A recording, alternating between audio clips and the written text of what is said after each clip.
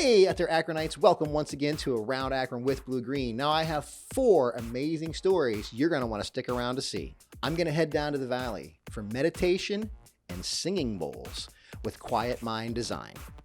I'm going to meet up with Dan Wasdell and learn how to juggle and balance things, amongst other things. Remember those cards from the 80s, the Garbage Pail Kids? Well, I'm going to meet up with the Garbage Pail Queen.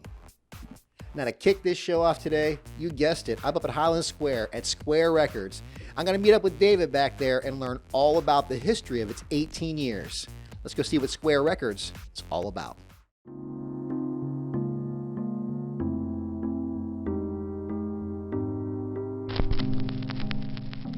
My first memories of vinyl, okay, well, that would have been, I guess, when I was pretty young, 4 or 5.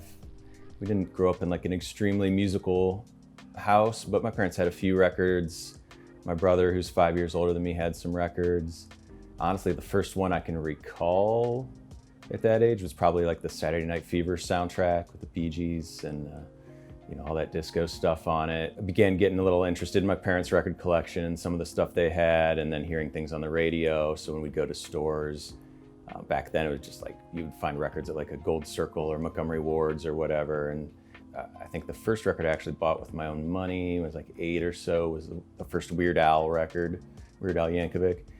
And the Michael Jackson Thriller and some Van Halen, I guess, probably.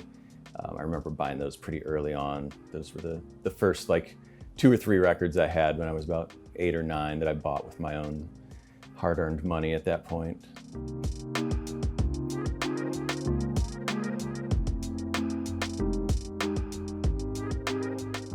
So moved back to Ohio and started the shop with 2 other people at the time, Jeff Crow and Juniper Sage.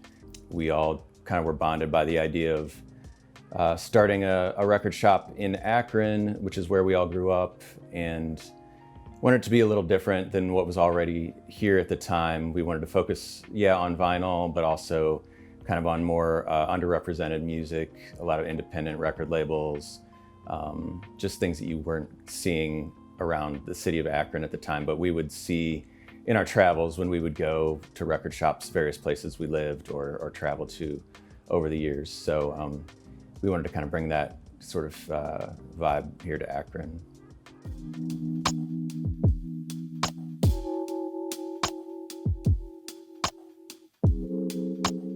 Yeah, this is the only location we've ever had in Highland Square here. So we've been here almost 18 years now. We opened in August of 2003. So we set up shop here. At the time, this seemed like a pretty massive space for us because we didn't have that much. We had like a couple bins of records and some CDs. I think we were selling just whatever used tapes we could find, some artwork. We also wanted to incorporate like local artists and things into the space. So we would just like take in whatever we could to fill the shop up at that point. And over the years, it's eventually gotten to the point where we're pretty full here. It's pretty maxed out, wall to wall with records. But it took a while to get to that point.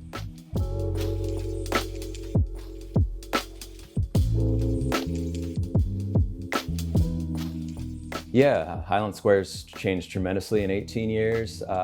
Pretty much every building that's on the opposite side of the street from us is new in the last, I guess really in the last 10 years, but definitely has changed from what it was in the last 18 years. The Mustard Seed moved in, which is a pretty significant change to the neighborhood. The library building changed. All the other, there's a strip across the street from us with 5 or 6 different spaces that are all new businesses. So that's one big change, like very obvious cosmetic change. I feel like the general sense of the square, what people think of Highland Square, is more or less the same. It is still like Akron's sort of art-centric neighborhood. A lot of artists, a lot of musicians live here, and those people are out and come in all the time and are like really great to talk to.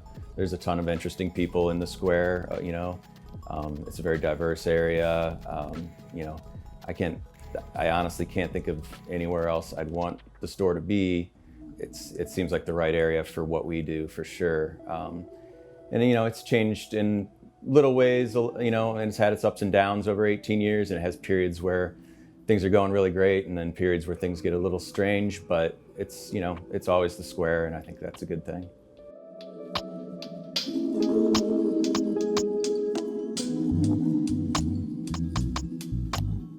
And I think that's one that nobody knows for sure, obviously, but I know for us, currently things are pretty good, and vinyl is selling really well. Vinyl's selling really well again, and I personally think the future of vinyl is pretty strong. I think, you know, we've got a lot of younger people that are getting into vinyl, which I think that's a good sign. A lot of younger people are buying turntables for the first time, finding that their favorite artists are putting things out on vinyl and picking those up. You know, I hope they're going to stick with it. I hope it's not like, you know, for them just sort of like a passing phase, because I think it is, like, for me, it's the most fun way to be into music. But you know, we'll see how it goes.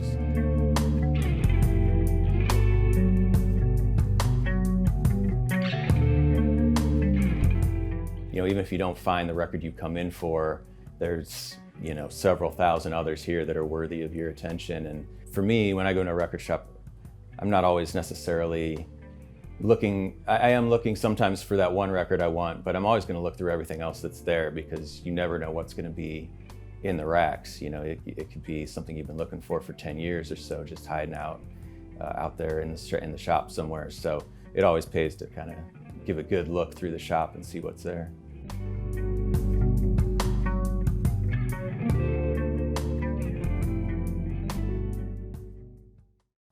Next up, something near and dear to my heart, meditation. I'm going to go to the Valley and learn all about guided meditation and singing bowls from Quiet Mind Design. Let's go see what they're all about.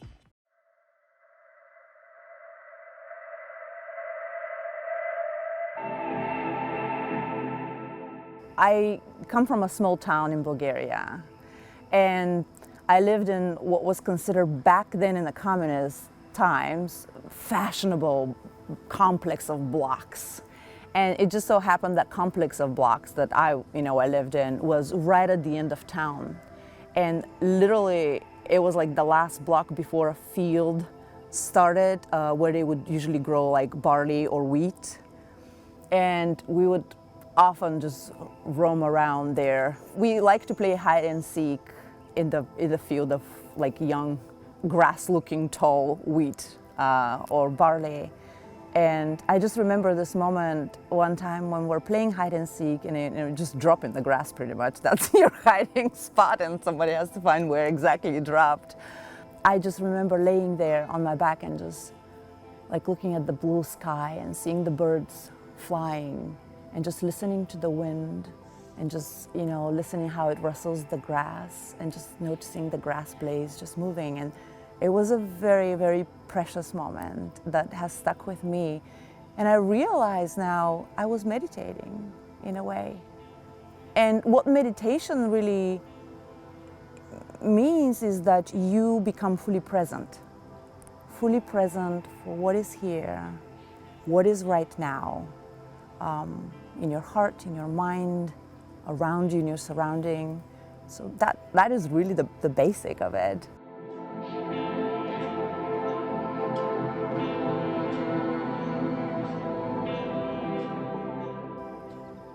Meditation is a beautiful tool.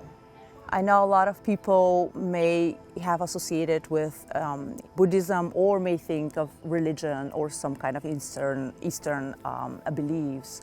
And that is so for the origins of mindfulness, of meditation. However, in the recent decade or so, it has really spread widely in the Western world in its like secular form in a way.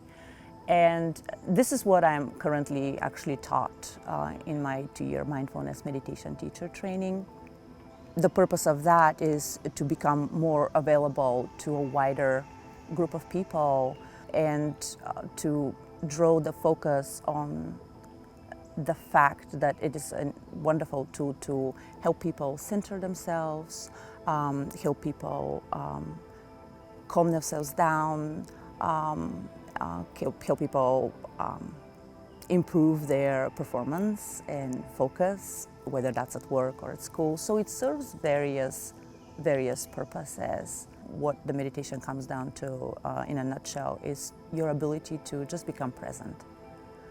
For however long or short you are able to, just to sit with yourself and to recognize that you're here, and to allow yourself to be here and to arrive time and time again, because thoughts come and thoughts go. And along with that, there are many techniques.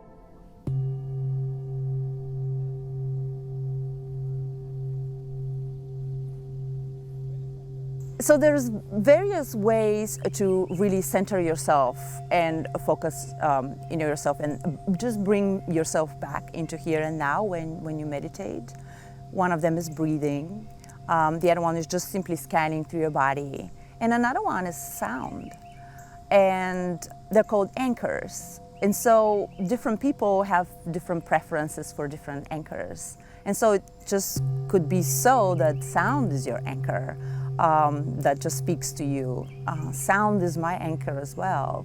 I love sound, and I've always been connected deeply to sound through singing throughout my whole life. And that could be one reason, but another one also is the fact that, how singing bowls are as an instrument, if you want to think of them as an instrument. In the Western world, we think of instruments as, tools to produce measured sound, in a way. Does this make sense? And the singing bowls are the complete opposite in that regard. When you tap the sound, it's preferable for you just to allow the sound to slowly just take its course and just disappear, right? And there is something soothing and calming for the mind to not have that restricted, like length of a sound, and just allowing that sound to carry itself away. And if you really focus on it, then slowing down and like toning down, winding down, just becomes your carrier to soothe you and calms you down, and becomes in a way an invitation to just really slow down your breath and become more present. It's a practice that just needs time and needs commitment and dedication and patience. And then it bears its beautiful fruits. And then you look back and you're like, oh, now I see this has helped me, yes.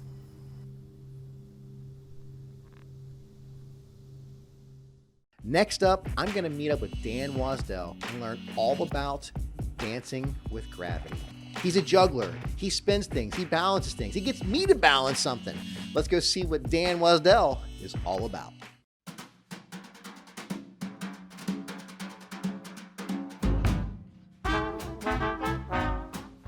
As a kid, I was a science nerd. I grew up in Grand Forks, North Dakota, the frozen, hostile wasteland, flat as the surface of the sea on a calm day. And all the kids there play hockey. And I never even learned to skate when I was there. I read chemistry books, and I had a little chemistry laboratory in my basement, and I made explosives and poisonous gases.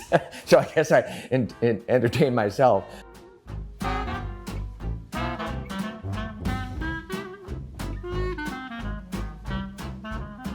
We had a pool table in my basement when I was in junior high school. A buddy of mine picked up 2 pool balls and juggled them, and I thought that was really cool.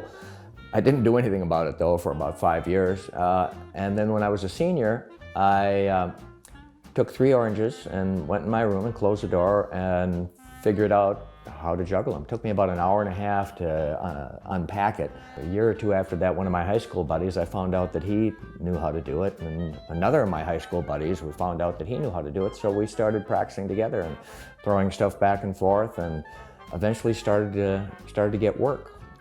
We did not halftime shows, what do they call them? Oleo acts for the tent show, melodrama that community theater put on. And people started calling us and booking us. Calling us on the phone and booking us, because 40 plus years ago, that's how they did things.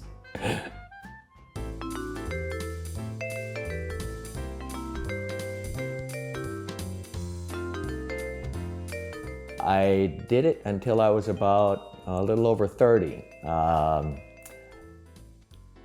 And then I quit.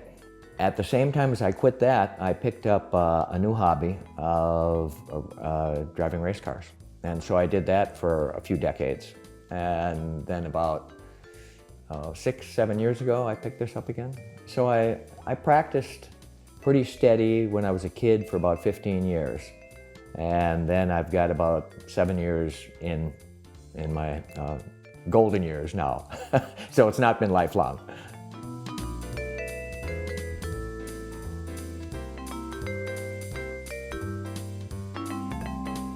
I don't know, original is the wrong word, because it's all derivative. And I've got heroes that I derive my stuff, but I wanted to do stuff that I put my mark on and that's at least semi-original. And so rather than just juggle the common clubs, balls, rings, food, dangerous objects, I've taken up spinning balls and spinning plates and spinning kiddie pools and hula hooping and balancing on a variety of equilibristic apparatus, and then combining all these things, doing as many of them as I can simultaneously. And that's what I've been having fun with. Particularly since the pandemic, that afforded me a lot of practice time, and so I did quite a bit of development during the isolation months of COVID.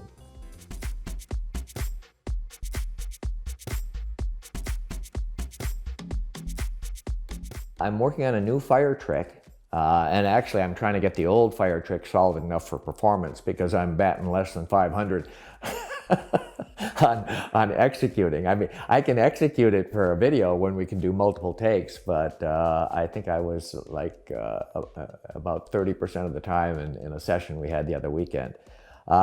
There's another fire trick that I'm still editing the science, if you will, getting the props to the point where I'm not at risk of burning myself. Back when I was a kid, I used to do torches, and there were no laws about that back then. We could use pump gas and light up whenever we want. Now there's fire marshals and regulation. Perhaps, maybe that's a good thing.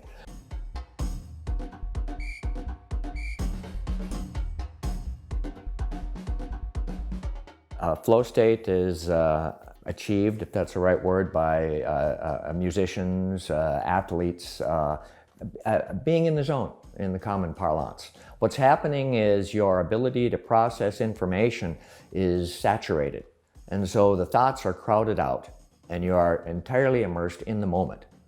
Now this dovetails with meditation, right? Am I starting to sound like what people talk about there? Because in meditation, the idea is to contemplate your processes and see yourself thinking and to seek a state beyond thought.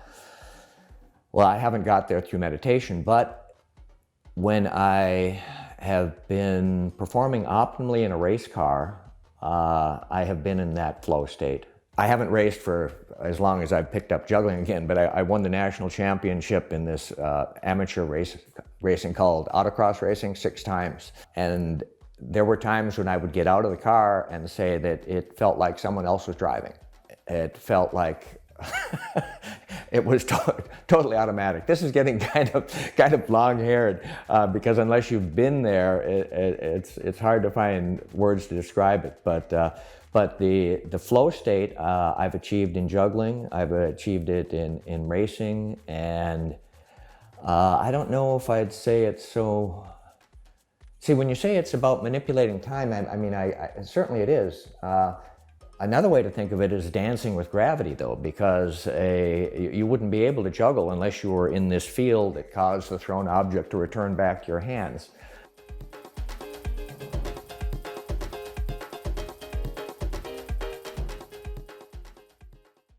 Now, to wrap this show up today, I'm going to meet with the Garbage Pail Queen. That's right, she is the queen of Garbage Pail Kids. You remember those from the 80s. Not only that, she also is one of the hosts on the Daughter of Ghoul show. Let's go see what Garbage Pail Queen is all about. Well, greetings and salutations. It's the Garbage Pail Queen here. Wait, what am I saying? Oh my gosh.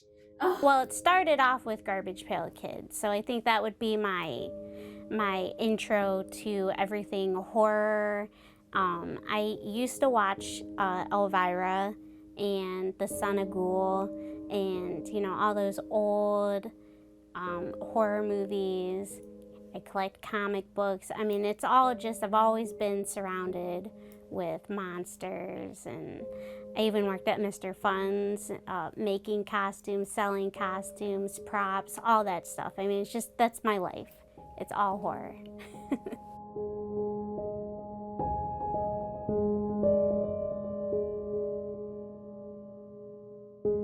Weird Wendy. That's my girl. It's Weird Wendy. She's probably up here somewhere, but she's a little witch, and she's standing over a cauldron, and she's got snakes and frogs coming out. And I just remember that as, wow, this is the coolest. It's witches. It's so cool. And after that, everything gross. There's Dead Ted, Junkie Johnny, like just all of the atom bomb. Everything is like, the more you went through them, the grosser they got and the better it just felt.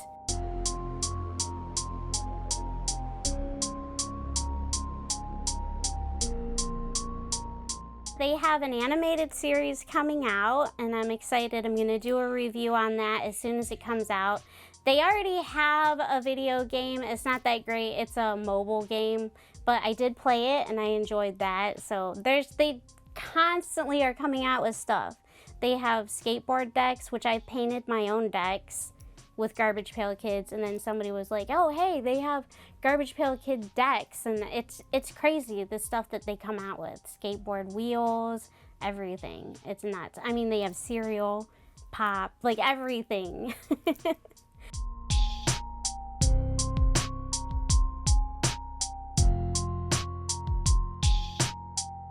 Mostly I like to get the older stuff because I'm very nostalgic for all the old original stuff.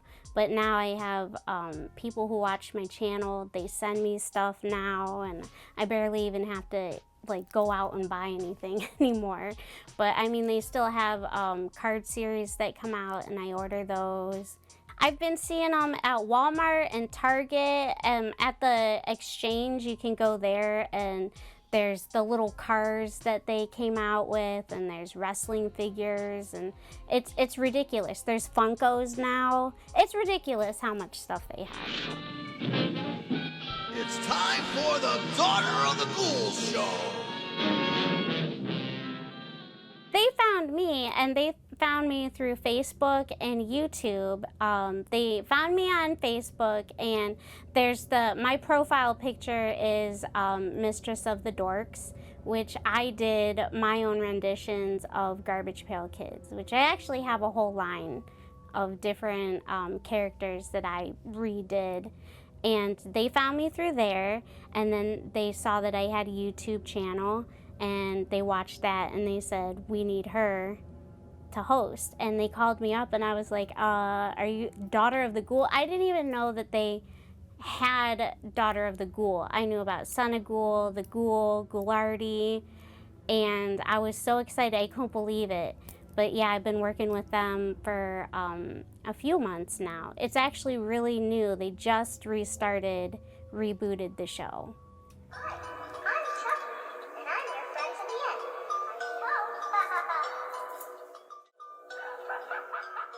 the end. My advice is always, if you love it, do it. I mean, just don't let it get away. It's whatever you love, and do it for you.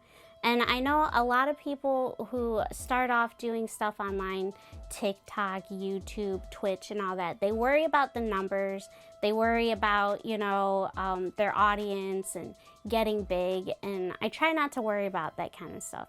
I just do what I love, and whatever I want to do, I film it and I get it done. And it just, have fun doing it is really all it's about. And then the people will come to you. They'll see that you love it, they'll see that you're enjoying it, and they'll enjoy it too.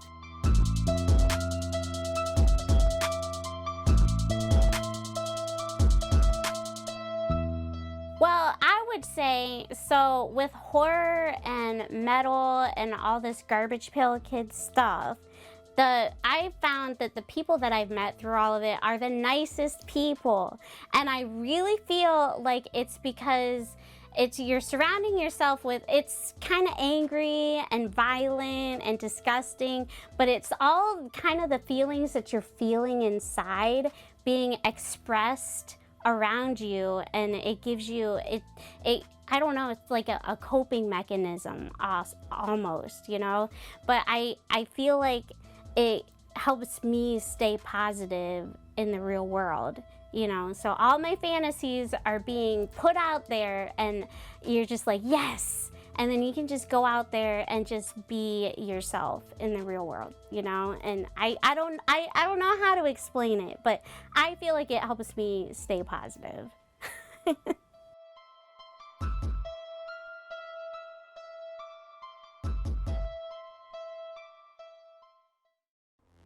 Thank you once again for watching this episode of Around Akron with Blue Green. Now, if you have any questions, comments, or you just want to drop me an email, you can reach me at www.aroundakronwithbluegreen, or you can catch me on social media. Thank you, and have an amazing day.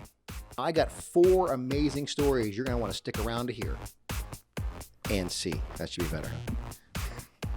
Guess I'm not on a podcast, huh? Now we scared everybody away. We got the place to ourselves. Okay, here we go. Next up. So